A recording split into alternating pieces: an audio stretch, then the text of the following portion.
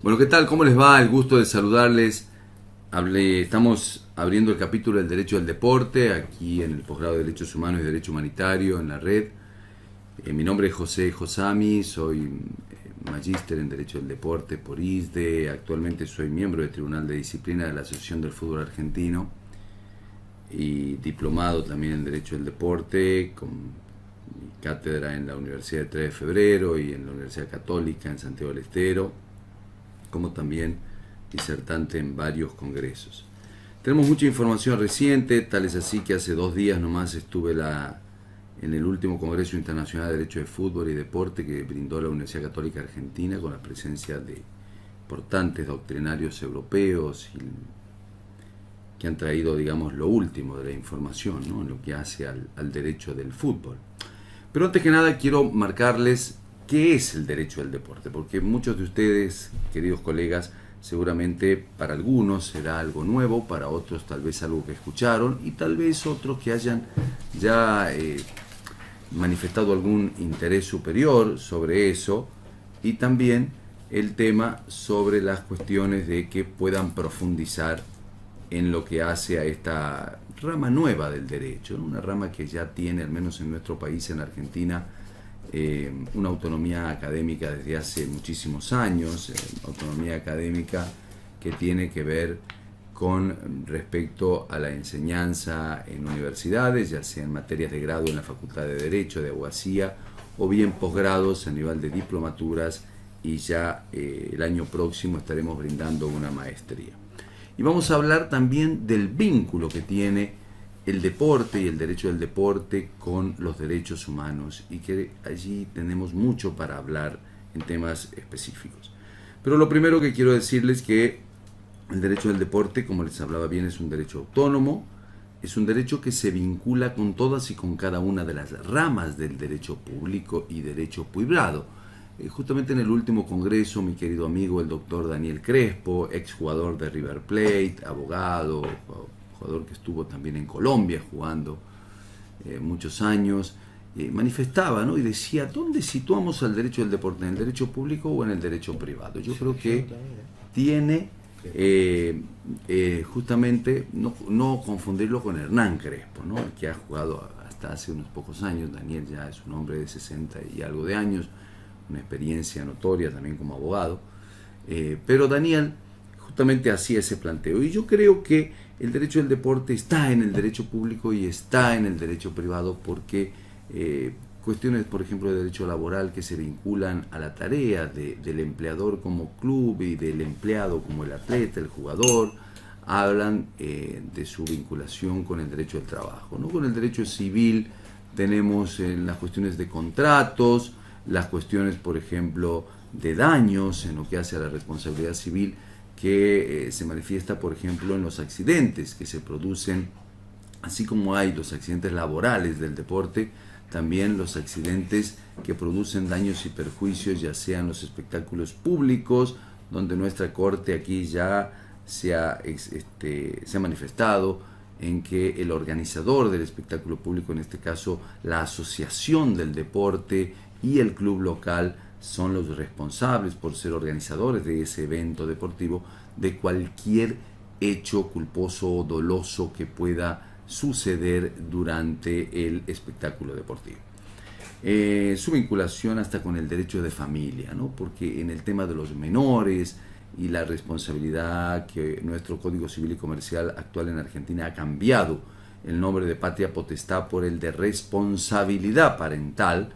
ya que son los progenitores los que van a cuidar a esos niños y van a ser quienes lo van a representar luego para que puedan desarrollarse como deportistas, ya sea en carácter amateur o el día de mañana como verdaderos profesionales en el deporte que elijan. Si vemos que su vinculación con el derecho comercial también tiene nítida relación cuando hablamos de las quiebras o los concursos de las instituciones deportivas. Aquí en la Argentina la ley 25.284 ha sido una ley que se la ha denominado ley Racing, porque muchos dicen que salió para salvar en aquel momento a la quiebra del conocido Club Racing Club de Avellaneda, pero que ha servido sin ningún lugar a dudas para amparar a las instituciones deportivas ante este flagelo del concurso o de la quiebra que puede sufrir una institución deportiva. En el derecho comercial también se habla, y es un tema tabú hoy, la posibilidad de que las sociedades anónimas deportivas, las conocidas SAD, que nos tienen acostumbrados los europeos, puedan empezar a tener ya cabida en nuestras latitudes. Argentina ha tenido un esbozo, un proyecto que ha sido fallida. Para quienes todavía no creemos demasiado en las sociedades anónimas deportivas, ya que yo estimo que es una cuestión que de alguna manera hace perder la especificidad del deporte, pero sí muchos entienden que en lo que hace al amateurismo, a los niños, puede llegar a resultar continuar con el amateurismo, y luego en lo que hace al alto rendimiento y al profesionalismo, sí vincularlo con lo que es un verdadero negocio, y allí sí instalar las sociedades anónimas deportivas, que tienen muchos conflictos, o bien se ha dado en Europa con respecto a la propiedad, ¿no?, de las acciones, de los accionistas, de que muchos de ellos pueden ser accionistas de distintos clubes, y se ha dado lugar también a ciertas negociaciones o negociados no muy claros con esto al respecto. Estoy haciendo un poco de un pasaje rápido y sintético de cada una de las ramas del derecho que va a vincularse con el deporte. Por ejemplo, aquí en nuestro país o en las latitudes americanas, tal vez el derecho de imagen de los atletas, de los deportistas,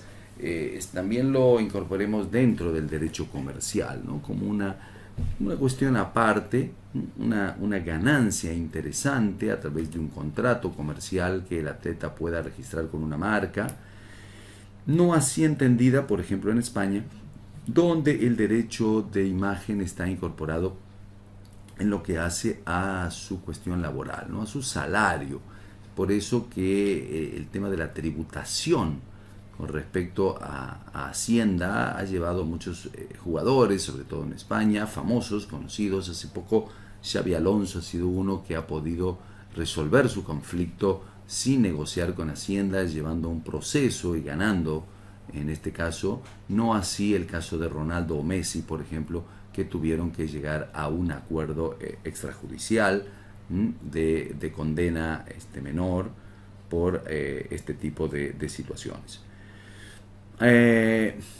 Por eso es que digo e insisto cómo va el derecho del deporte vinculándose con todas las ramas, ¿no? En el caso de daños, de familia, de contratos laborales, de la cuestión del derecho de imagen, en todo lo que hace a esta vinculación del ordenamiento jurídico. Pero también, por supuesto, este derecho al deporte tiene sus elementos propios, particulares, que lo hacen también un derecho diferente, si entramos a analizar cuando hablamos, por ejemplo, de los derechos federativos, los derechos económicos, los derechos de formación o el mecanismo de solidaridad. Entramos a hablar de 4 elementos que son exclusivos del derecho del deporte. ¿Y qué son los derechos federativos, por ejemplo? Derechos federativos son aquellos derechos que, los titulariza toda institución deportiva cuando un jugador va a fichar, va a inscribirse dentro de su club, y por ello es que el club adquiere sobre ese jugador un derecho que es el derecho federativo, el derecho de que le pertenece de alguna manera a su club el tema de la inscripción.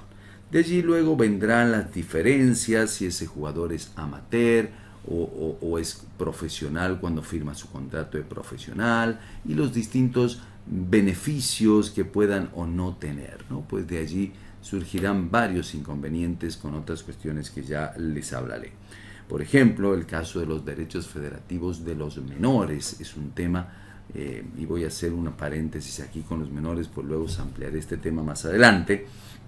¿Por qué? Porque los menores, mientras son amateur o bien mayores de edad que son amateur, no tienen una vinculación profesional, económica por lo cual en cualquier momento podrían desvincularse de ese club si es que quisieran ir a otro club, mudarse de ciudad, mudarse a otro club, sin ninguna indemnización, sin ningún pago. Esto lo hemos discutido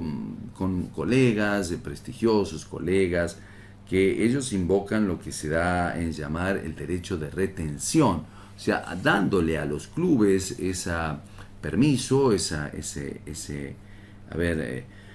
se quiere, esa permisividad y ese derecho a tener cierta propiedad por el atleta, no obstante que este se trate de un atleta amateur, un atleta que no cobre un salario, que no tenga un contrato y que por el hecho de la organización federativa deba jugar en ese club y el día que quiera marcharse, pues bueno, deberá pagar algo, una indemnización o más si debe marcharse para ir a otro club. Ha ocurrido mucho con los menores y me ha tocado en mi época de juez civil y mercantil tener pedidos de amparos o medidas autosatisfactivas, que son medidas urgentes solicitadas aquí en nuestro país por el hecho de que muchos niños que comienzan fichándose en algún club y luego porque sus compañeritos van a otro, porque no se siente cómodo con el entrenador o porque,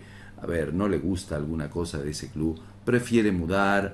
moverse, irse a otro club, y es allí donde comienzan los conflictos, más si ese chico, ese niño ha mostrado tener amplias cualidades, por lo cual el club no va a querer que se desprenda o que se vaya tan fácilmente de su institución. Esto que ha permitido que muchas veces jugadores así sean hurtados, si se quiere el término, por clubes grandes porque justamente no tenían la vinculación de un contrato y la simple decisión del niño de irse del club ya marcaba que el club no podía retenerlo, ¿no? Porque claro está que no había un vínculo profesional, no había un contrato. Esto muchas veces ante la negativa de los clubes a habilitarlo se ha realizado, como les decía recién, algunas acciones judiciales que por supuesto entiendo y lo he entendido cuando he fallado, que eran favorables para ellos ya que no había ningún enlace profesional que los pudiera unir, salvo que una inscripción o un fichaje en un club que fácilmente podía ser sacado cuando decidieran no ir más. Más entendiendo la Convención Internacional de los Derechos del Niño y del Adolescente, donde hoy el niño debe jugar, debe divertirse, esa es la enseñanza que nos deja esta norma madre,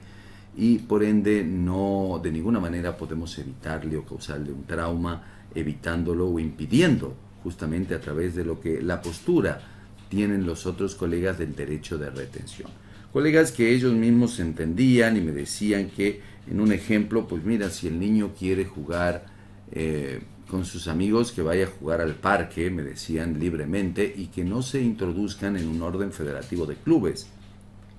Cosa que es atendible en su opinión, pero yo no comparto esa idea para nada porque me parece que los niños también desean jugar, practicar, participar en torneos y mientras su vínculo con el club no sea otro que divertirse y jugar de manera amateur, no habrá una obligación recíproca entre ambos. Distinto es cuando hay una ligazón profesional, cuando se firma un contrato y en ese caso sí, allí, y el contrato aquí en Argentina se firman a partir de los 16 años, ahí sí, pues bueno, se podrá pactar una cláusula de rescisión de acuerdo con el niño, que si él quiere partir o dejar el club, pues bueno, el club que lo lleve o él deberá pagar una cláusula, digamos, de rescisión, que será un monto acorde a su contrato, o bien aplicar una cláusula penal, que si él, que no sería acordada, pero que si él dejara el club de manera intempestiva, se debiera abonar un monto. De tal manera que allí sí el jugador, y el club, que de alguna manera ya hay un vínculo jurídico con el club a través del contrato, debieran existir las responsabilidades, que indica a veces el damnum ladere, o sea, cuando hay un daño por uno de los dos, en este caso si el niño intempestivamente decide dejar al club sin su presencia. En estos casos han ocurrido muchas veces que de muy pequeños, a los 16 años, muchos clubes europeos, a clubes grandes, tales como Boca Juniors o River aquí en Argentina, se le han hurtado, le han sacado jugadores, tal es así porque no tenían contrato, y esto ha obligado que estos clubes deban hacerle contrato a muy temprana edad a los jugadores para que no emigren al fútbol europeo. Ya voy a volver con el tema de los menores. Esto entonces, entendido lo que es el derecho federativo, es un derecho que tienen los clubes a fichar, a inscribir a un jugador que desea inscribirse y que podrá ser de manera, de alguna manera, decía amateur. Luego de los derechos federativos están los derechos económicos, y los derechos económicos vienen pegaditos a los derechos federativos, porque los derechos económicos son lo que yo en mi cátedra he dado en llamar el derecho al talento. Ustedes saben, por lo menos en Argentina, que desde la Asamblea del año 13 se ha eliminado la esclavitud y que ninguna persona, gracias a Dios, deba tener un precio en la vida, ¿no? Entonces, aquí no es que estamos hablando de un precio de una persona humana, sino que estamos hablando más bien del precio de una transferencia, de una cesión, de un valor económico de ese talento que tiene el niño o el adolescente, o en este caso el atleta, por el cual se deba pagar un dinero. Un dinero que, por supuesto, tiene ya el monto, y de allí la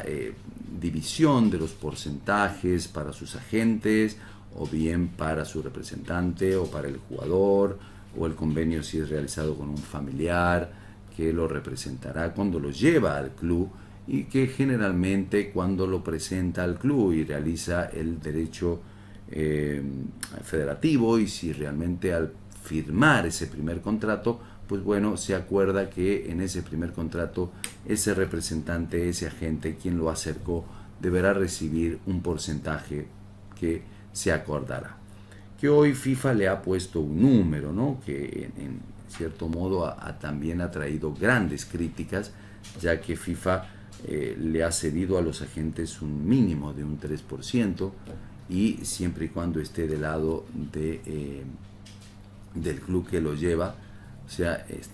y que lo cede, y luego en la transferencia, sí, el agente internacional del club es el que se lleva el 10% de la transferencia, pero los agentes de los clubes compradores, o el que ha hecho la negociación,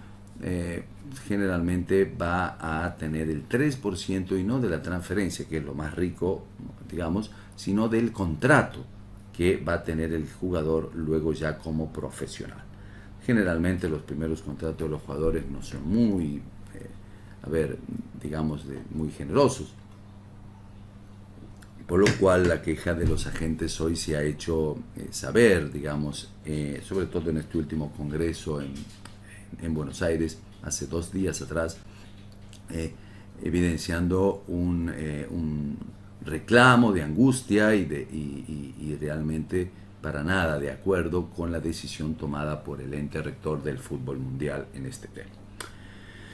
Los derechos económicos, entonces, concluimos de que se trata de ese derecho al talento pecuniario, o sea, de ese derecho que acompaña al derecho federativo cuando se realiza un contrato, cuando ya es profesional, y cuando se le pone un valor a ese jugador para una futura transferencia. Por eso es que también esos derechos económicos han sido en algún momento cedidos a terceros inversores, que es lo que se ha llamado el famoso TPO, que es el Third Party Ownership, cuando, digamos, un tercero inversor podía comprar parte de esos derechos económicos, de ese derecho al talento, a un club necesitado de dinero, y apostar al futuro, cuando se lo transfiera al jugador, seguramente a duplicar o triplicar esa inversión. Claro que, viéndolo desde ese punto de vista, es un negocio perfectamente lícito, que FIFA hace ya 4 o 5 años ha querido borrar la historia, pero gracias a Dios, porque yo siempre he estado de acuerdo, porque me parece que es un derecho legítimo y lícito. En el último Congreso Internacional de FIFA en Madrid, en septiembre último,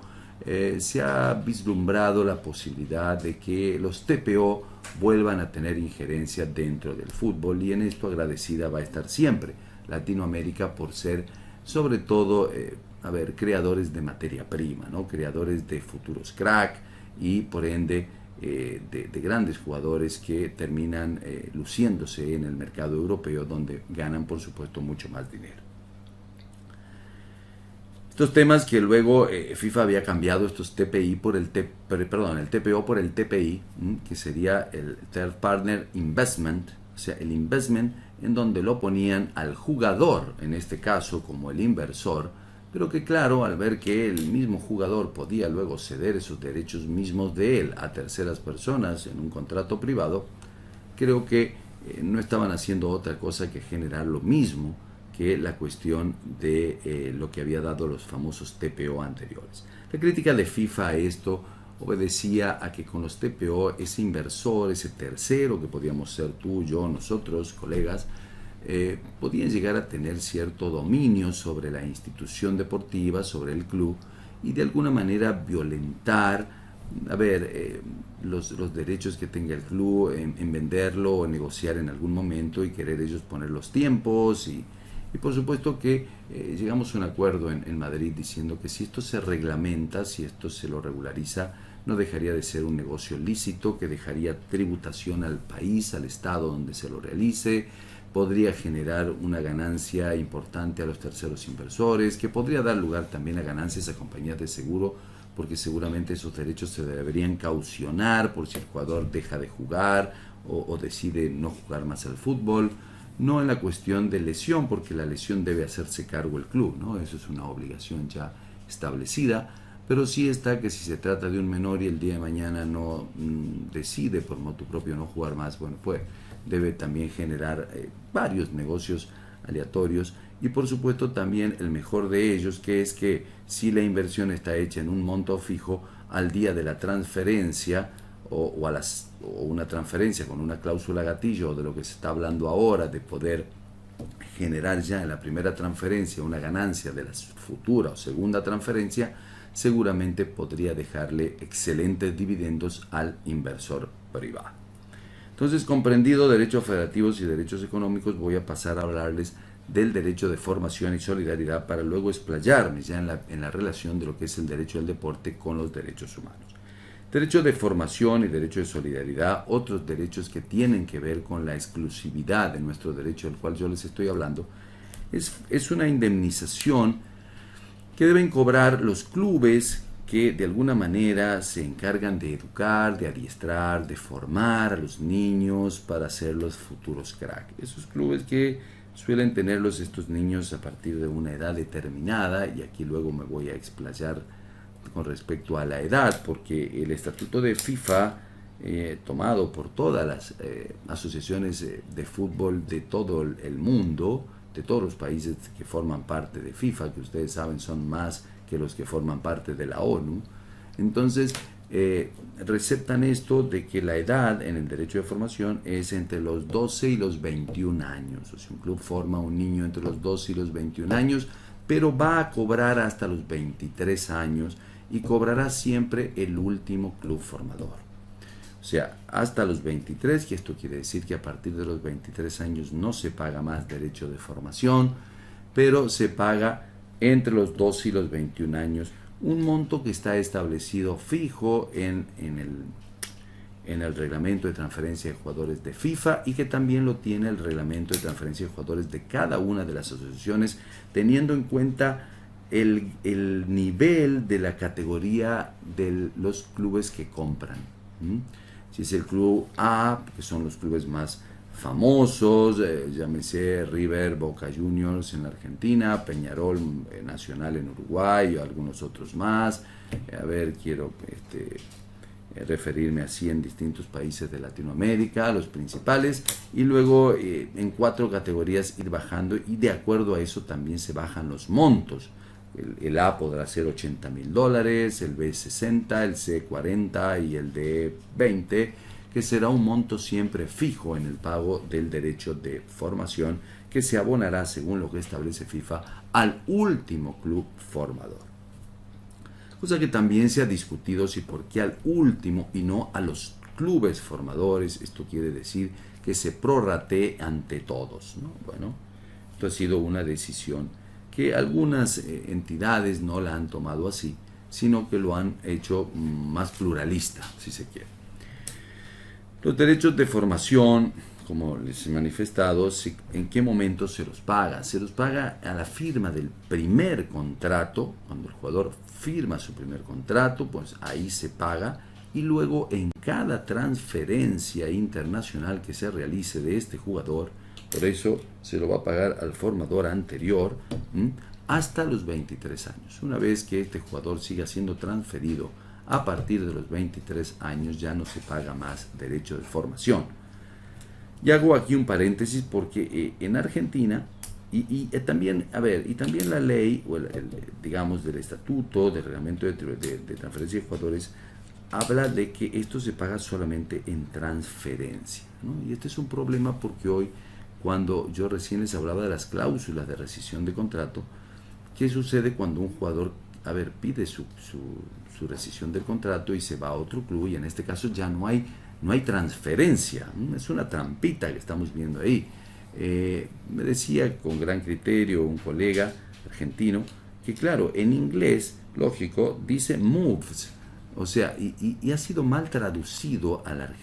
castellano, pues move es moverse, y no explícitamente habla de transferencia, sino habla de movimiento, y el movimiento es justamente el traspaso del jugador. Si el jugador puede irse, y esto ha quedado en una jurisprudencia del TAS establecido, para que el tema de la transferencia exclusivamente sea al menos disputada, peleada, para que no solo, digamos, se requiera como un elemento o una condición sine qua non.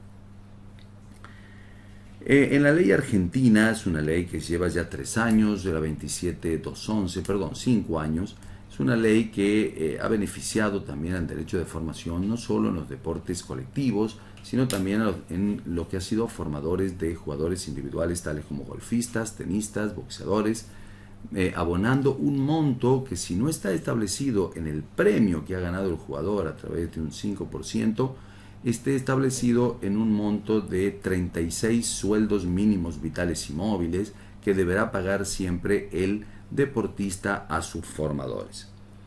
Con respecto a la formación que indica la ley argentina, que si bien tiene algún choque o choque de trenes, como le llamamos nosotros, con el estatuto o el reglamento de FIFA, es que la ley argentina habla de que la edad de los jugadores sería entre 9 y 18 años en cuanto a la formación,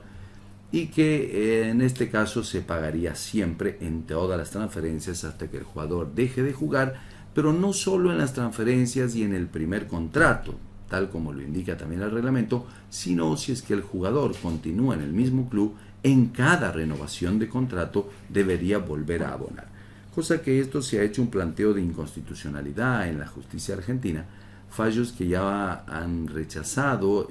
en primera y segunda instancia, y actualmente, hoy ya en 2 de diciembre del 2019, está planteado en la Corte Suprema de Justicia de la Nación. También es cierto que la edad es bastante molesta, porque 9 años es muy niño, ¿no? Y esto es otro de los problemas que ha venido a atentar con respecto al derecho del deporte, pues cada vez se los busca más pequeños, más niños. Esto tiene una explicación,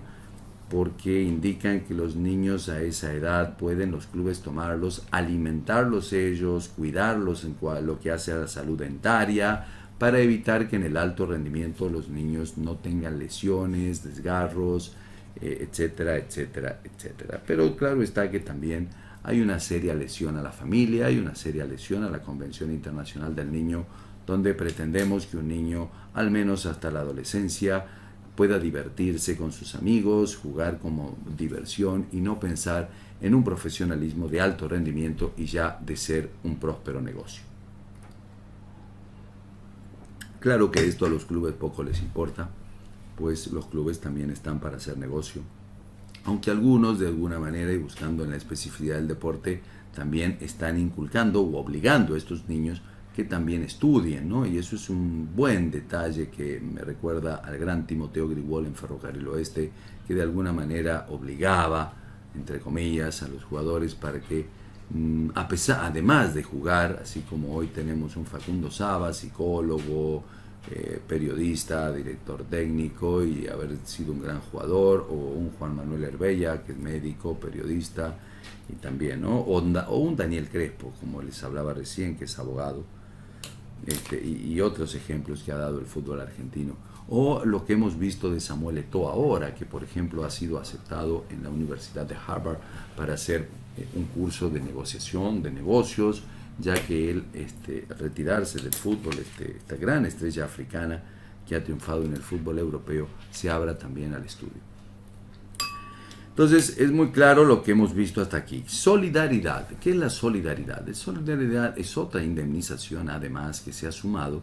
y que en este caso es una indemnización que se cobra por la formación también de los jugadores, pero esta vez es entre los 12 y los 23 años y se cobra junto con formación.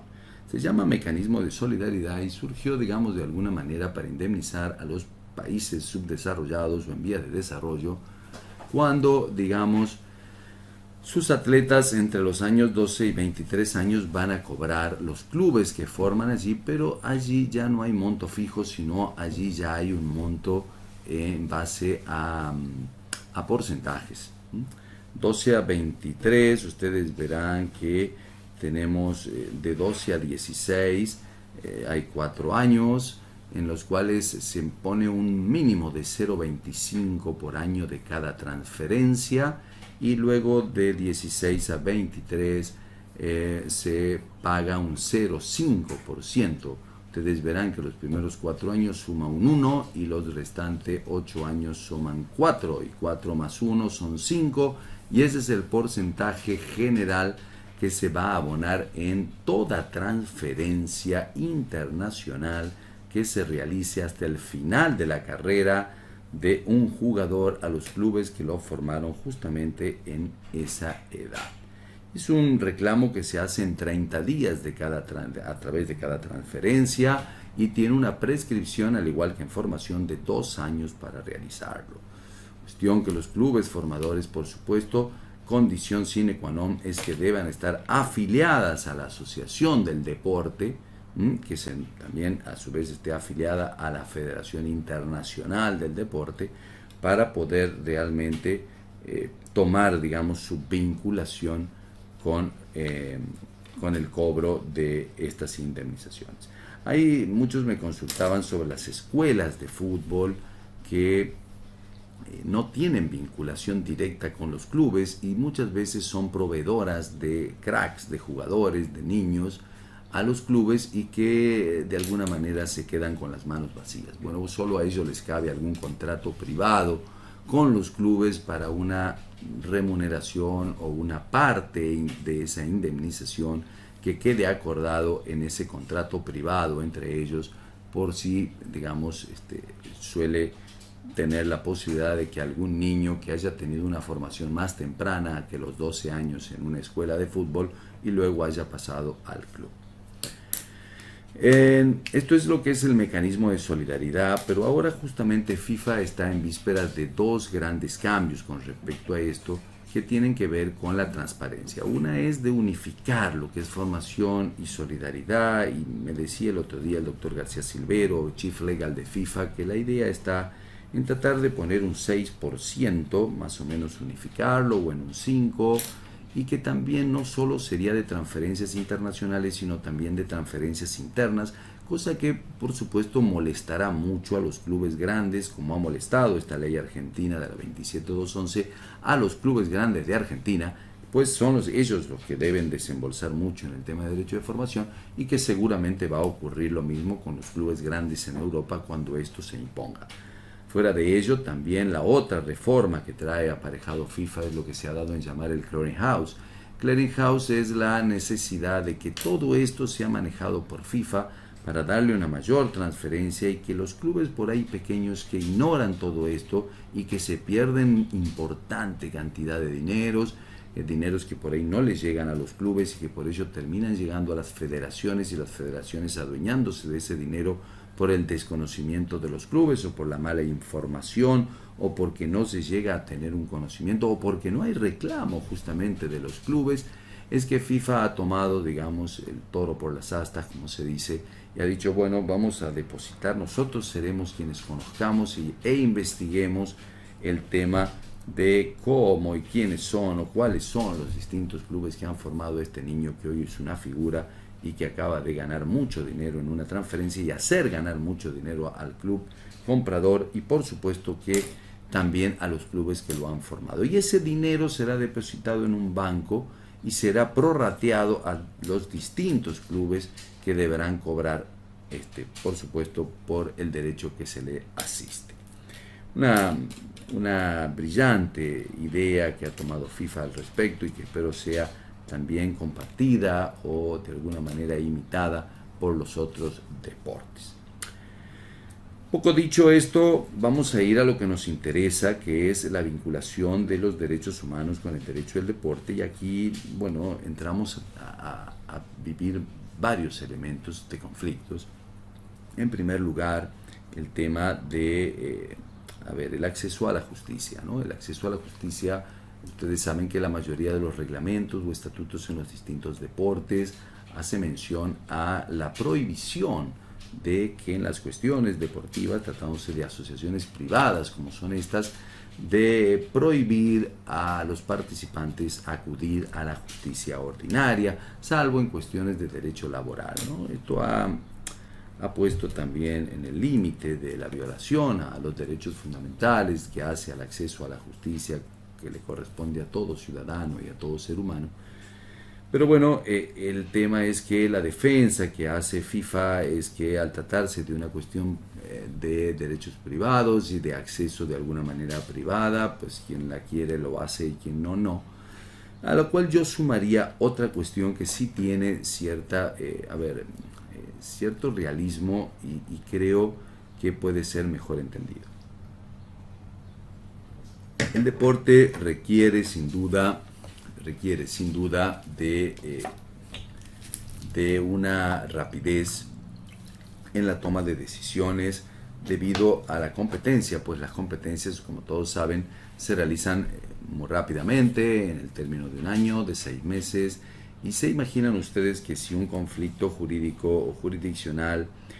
llevaría a los tribunales ordinarios al tiempo que hoy los tribunales ordinarios nos tienen acostumbrados a resolver estas cuestiones, bueno, pues seguramente no estarían acorde a los tiempos del deporte, ¿no? Una transferencia de un jugador que esté limitada, que esté prohibida, necesita resolverse en menos de 20 días, un mes, y es muy difícil que en un juzgado ordinario esto suceda, ¿no? Ni así en un amparo o en cualquier medida urgente. Yo creo que los tribunales, al menos en Argentina, no sé qué pasa en otra, pero entiendo que es muy parecido por lo que he conversado con colegas, no creo que en menos de 6 meses, 8 meses y a veces año o años se resuelvan estas cuestiones, con lo cual, por supuesto que escapan ya a la especificidad del deporte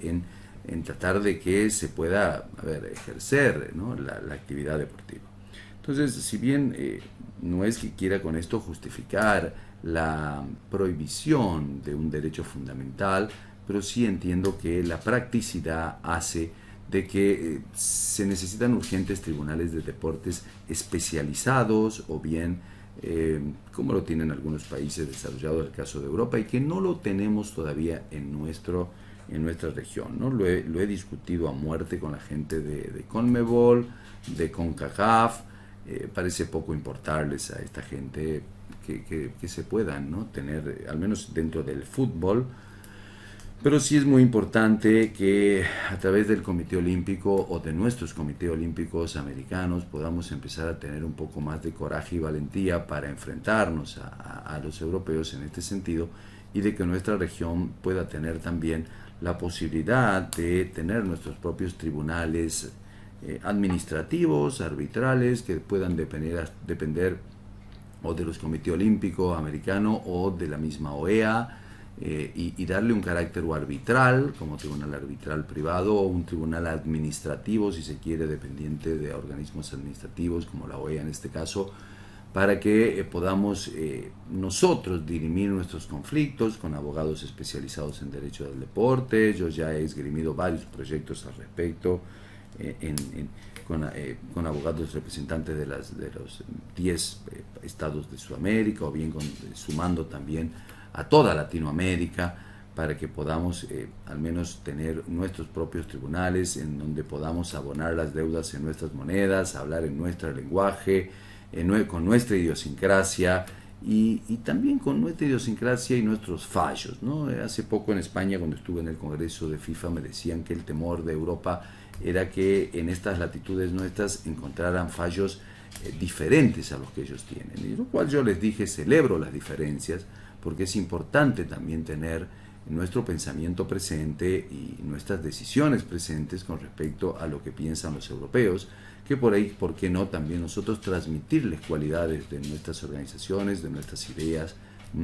y que puedan ser tomadas por ello, y no solo siempre quedar nosotros como subestimados o de alguna manera siempre estando debajo de sus decisiones, sino poder imponer las nuestras. Y también de última, teniendo en cuenta que la organización mayor ha sido creada allí en Suiza, bueno, que sea la última palabra como órgano final, si se quiere, pero al menos tener la posibilidad, y esto me he cansado de exponerlo, y hasta ahora en el último lo he estado hablando con colegas mexicanos, de que, por ejemplo, América Latina, Sudamérica, si no nos sumamos todos, pero sí me gustaría que sea toda la América Latina, de habla hispana sobre todo, que podamos tener nuestros queridos tribunales administrativos o arbitrales y que diriman nuestros conflictos propios del deporte en nuestras tierras, establecidos en una organización. Claro está que también a esto le sumaría que cada país deba tener el suyo propio, cosa que la cual yo estoy luchando acá también en la Argentina, para que nuestro país pueda encontrarse ya pronto, si Dios quiere este año próximo, y este gobierno pueda entender esa necesidad de que, siendo la Argentina un país tan deportivo, que transpira realmente fútbol, básquetbol, rugby, hockey, voleibol y todos los deportes, puedan tener también algún organismo propio, y que sepa de la materia específica como es el derecho del deporte. Todos los temas difíciles que hemos tenido en la cuestión de la discriminación racial, ¿no? Hasta hace unos pocos tiempos en el partido de Panamá-Inglaterra y también en partidos que se viven en Europa, en la Euroliga, hemos tenido constantemente afecciones de racismo, ¿no? Tristemente la FIFA ha hecho ya un protocolo para luchar con duras sanciones a los clubes, pues esto va directamente a los clubes, a la dirigencia, y claro está que por ahí uno diría que es injusto, porque quienes son los que avasallan estos derechos no son otros que los tifosi, los hinchas, estas personas que a veces terminan siendo verdaderos delincuentes cuando actúan con violencia, los que no hacen otra cosa que perjudicar a ese club del cual ellos se creen hinchas o afectos, ¿no? Y terminan dañándolo, pues la multa o la sanción pecuniaria o la quita de puntos les afectará el día de mañana, y no tendrán otra cosa que un club descendido o un club perjudicado por las ideas que transmiten estos sujetos que poco conocen de la vida o realmente de los derechos humanos. Gracias a Dios, FIFA se ha puesto firme en el estudio y en protocolarizar esto en defensa justamente de la discriminación, sobre todo la discriminación racial. Nos ha tocado, yo como en una obra que me tocó escribir sobre el tema de la discriminación, hubo fallos que recuerdo en Inglaterra, en un partido de la segunda división, donde el capitán inglés de la selección manifestó a otro, no voy a dar nombres, le llamó maricón, debilucho, porque bueno, le había partido el tobillo, ¿no? Pero bueno, y sin embargo el juez inglés indicó que esto formaba parte del folclore del fútbol, y falló. Lo mismo le pasó a un juez federal argentino en un partido de Boca Juniors Independiente, donde Independiente había recibido a Boca Juniors lanzándole unas masas que se venden aquí en Argentina, las cuales conocemos como bolas de fraile, en donde hacía una ofensa incluso a un país hermano de Sudamérica, el cual querían situarlo como a los hinchas de Boca, cosa que se entendió como parte de una discriminación, del cual el juez federal argentino para nada entendió que se tratara de esto, de una discriminación. Pero sí hubo diferentes casos, sobre todo a veces también de género, como hubo un caso de una mujer que fue a participar en una competencia de tiro, que eran todos hombres, y claro, la aceptaron simplemente, pero bueno, la dejaron participar y lo gracioso es que esta mujer ganó el torneo y luego cuando ganó el torneo, bueno, no querían premiarla porque decían que ella había sido solamente aceptada para participar, pero que la competencia era de hombres exclusivamente, y ante una presentación judicial esta mujer pudo ganar el juicio. Y otro caso de discriminación y que dejaré al pensamiento de ustedes, que tiene que ver con la cuestión de un caso en Estados Unidos, que fue el caso de Nicholas Knapp, en la Universidad de Northwestern, ¿no? Que tiene que ver, digamos, con la cuestión de un jugador que padecía una cardiopatía muy severa y que había sido excluido del equipo de baloncesto de la universidad. Bueno, presentó una acción de amparo, a la cual nosotros conocemos, esgrimiendo sus derechos, exigiendo a que se lo deje jugar en el equipo de la universidad, porque él se sentía realmente víctima, ¿no?, de una violación a un derecho humano, a ese derecho que él quería jugar. El primer juez entendió que efectivamente él tenía ese derecho y hizo lugar a la demanda,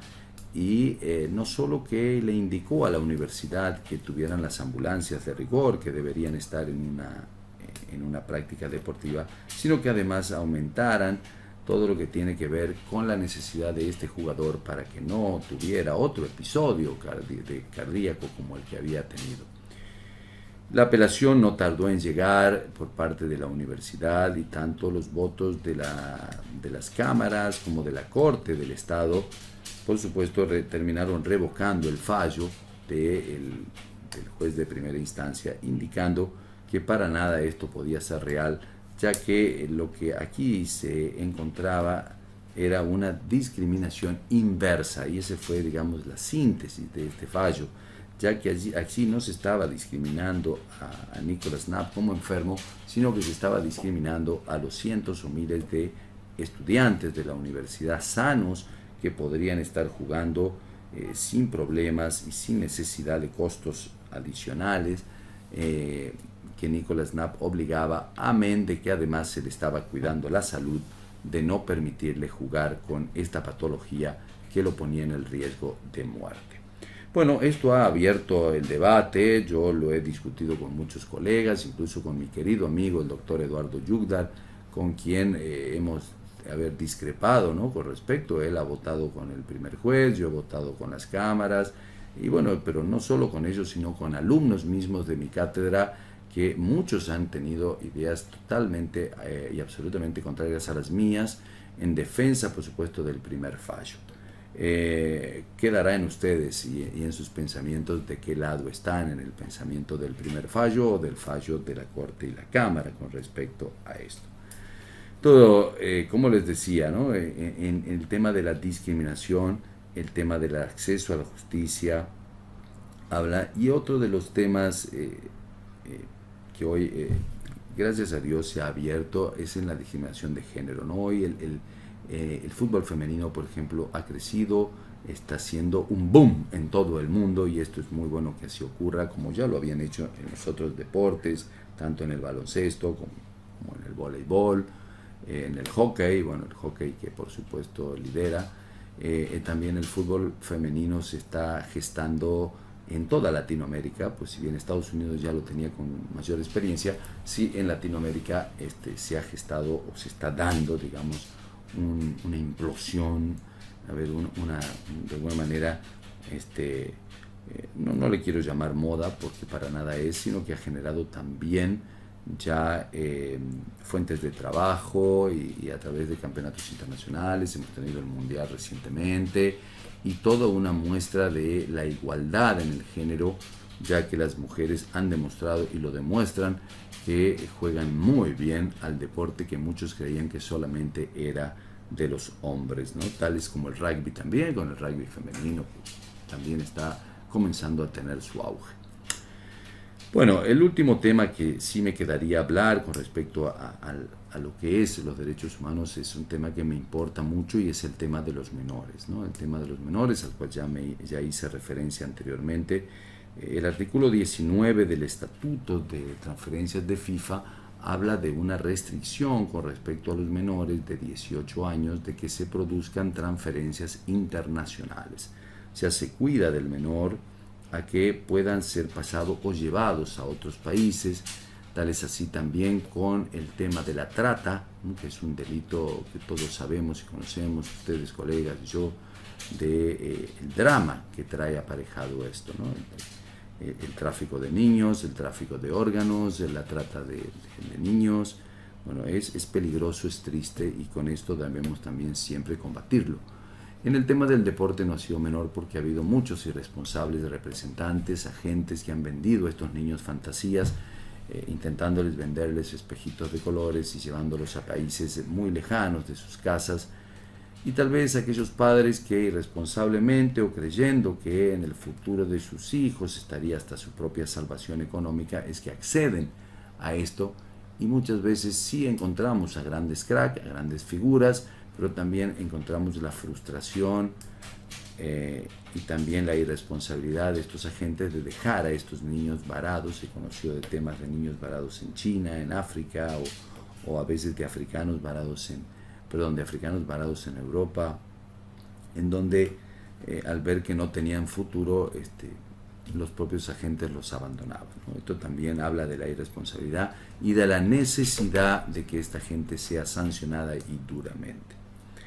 El tema de los menores en FIFA se habla con una limitación a esta de las transferencias internacionales con respecto a los 18 años, donde dice que la primera excepción es en el caso de que se mude con la familia, o sea, de que el niño vaya con la familia a vivir a otro país y en este caso, bueno, así sí pueda jugar. No obstante, esto tiene limitaciones absurdas esta norma,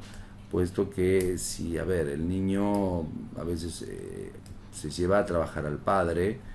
que ha habido casos en que se ha creado eso, se le han creado trabajos a los padres para que vaya, y el niño de 14, 15 años, hijo de ese padre que supuestamente iba a trabajar a un lugar creado por el club que lo quería más al niño que al padre, por supuesto, y de esa manera el niño ya podía jugar desde temprana edad en ese club. Han pasado en varios casos que se han dado, en algunos casos se ha podido probar, en otros casos no se ha podido probar. La prueba ha sido de que el niño terminaba ganando más dinero que su padre y por ello es que en algunas transferencias han podido realmente descubrirse y ser atacadas de esa manera por FIFA y por supuesto terminar anulándolas. El caso también del doping, bueno, pero para terminar con el tema de menores, hay otra cuestión también que indica que solamente como excepción,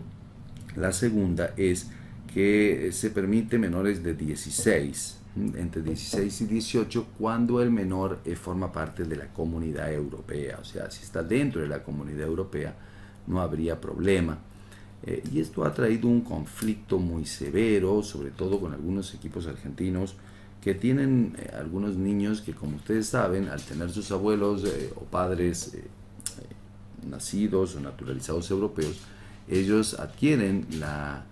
nacionalidad europea y al ser los europeos poseedores del ius sanguinis, ustedes saben que el europeo es europeo en todo sitio del mundo, ¿no? Diferente a nuestra cuestión del ius soli que tenemos los americanos y que solo nos vale dentro de nuestro territorio americano. Es por ello que un fallo del TAS ha determinado que esa normativa que habla de la comunidad y que muchos han querido esbozar, de que cuando habla de la comunidad se manifiesta dentro del continente europeo, el tribunal lo ha hecho aún más extensivo diciendo que la comunidad forma parte de ese ius sanguinis y que donde esté un comunitario europeo, allí está la comunidad. Y es por eso que en el caso Nicolás Garré, por ejemplo, uno de los tantos casos, jugadores de Vélez Sarsfield, ha venido el equipo de, no recuerdo si fue el Manchester City, sí, claro, y se lo ha llevado del club de Vélez Sarsfield, ¿no? Aduciendo a esa transferencia y posibilitándola llevar al jugador en ese caso. De nada ha servido los esfuerzos que han hecho los equipos argentinos o las defensas de los abogados argentinos ante este temeroso fallo del TAS que ha indicado valiéndose de esa doctrina. La última es de un límite de tierra entre 50 kilómetros a la frontera y 50, y poco tiene de validez, digamos, esa tercera excepción de los menores. Lo cierto es que hay que cuidar de nuestros niños, hay que cuidar de nuestros menores y hay que prevenir todo esto porque realmente también forma parte de la cuestión de que estamos violando una convención internacional como es la Convención del Niño y Adolescente a través del deporte. Y esto no está mal, no está bien, perdón, porque tanto el deporte como lo que busca la Convención Internacional del Niño y del Adolescente es lo mejor para un niño que no se desprenda tan rápidamente de su familia, del afecto de sus amigos, que no se desprenda de esa ilusión de divertirse y de jugar con la pelota, como decía Serrat, ¿no? Deja de joder con la pelota, pero no que ya en tempranas edades se busque el profesionalismo y el tema de ganar dinero, porque eso es lo más importante hoy en la esfera del deporte. Por último, el tema del doping, les había hecho una mención rápidamente. El doping es realmente un flagelo muy importante que está también afectando al deporte y sobre todo que atenta contra la salud. La salud forma parte de uno de los derechos fundamentales que también tenemos los seres humanos. Y cuando vemos la cuestión de los doping que se dan o de muchos deportistas que constantemente deciden proceder de manera ilegal a través de medicamentos o bien de procesos que también forman parte de violar, digamos, la ley, como el tema de procesos sanguíneos, y más cuando se tratan de jóvenes atletas. Bueno, esto también vemos que tiene una vulneración grave a lo que hace a nuestros queridos derechos humanos, ¿no? ¿Por qué? Y porque justamente el elemento allí que se ataca es nada más y nada menos que la salud, en primer lugar, la salud del deportista. Y también en algún fallo los franceses han querido esbozar que si había alguna connivencia con el organizador del evento, pues también podría tratarse de un delito de estafa con respecto al espectador, puesto que si el espectador está viendo un espectáculo deportivo que está viciado de nulidad, pues quienes allí actúan justamente no cumplen con los requisitos y la normativa para poder ejercer su trabajo de deportistas y en la competencia ganarlo lícitamente, pues como bien les decía, se ven estafados en su moral y en su confianza cuando van y asisten a un juego y ven la victoria de un atleta que luego nos damos cuenta que lo hizo de manera ilegal.